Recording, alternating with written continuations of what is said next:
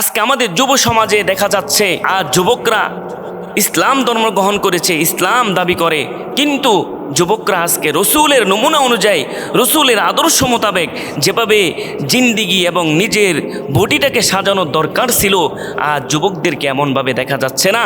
ওই যুবকরা এখন ইহুদি, ওই নাস্তিক, ওই মোরতাদদেরকে লক্ষ্য করতেছে, ফলো করতেছে, তাদেরকে অনুকরণ করতেছে। অথচ আমার রসুল যেভাবে আদর্শ শিখাই দিয়ে গেছেন, আমরা ওই আদর্শ, ওই নমুনা অনুযায়ী চলি না। আমাদের রসুলের আদর্শ মোতাবেক যদি চলতে পারি, রসুলের নমুনা অনুযায়ী যদি চলতে পারি, কারণ আল্লাহর রসুল বলতেছেন, মান আহাব্বা সুন্নতি ফাকদ আহাব্বানি ওমান আহাব্বানি অকদ কানা মাইফিল জান্নাহ, কানা মাইফিল জান্নাহ।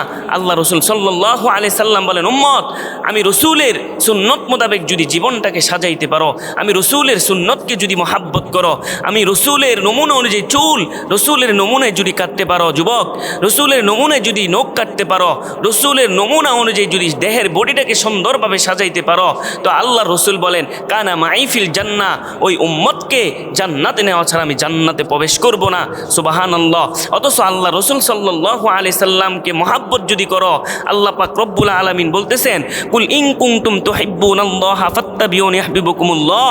আল্লাহ রসুল সাল্লাল্লাহু আলাইহি সাল্লামকে আল্লাহ পাক রব্বুল আলামিন বলতেছেন, যদি আমার রসুলকে যদি তোমরা ভালোবাসো, আমার রসুলকে যদি তোমরা মহাব্বত করো, তাহলে আমি আল্লাহর মহাব্বত পেয়ে যাবে।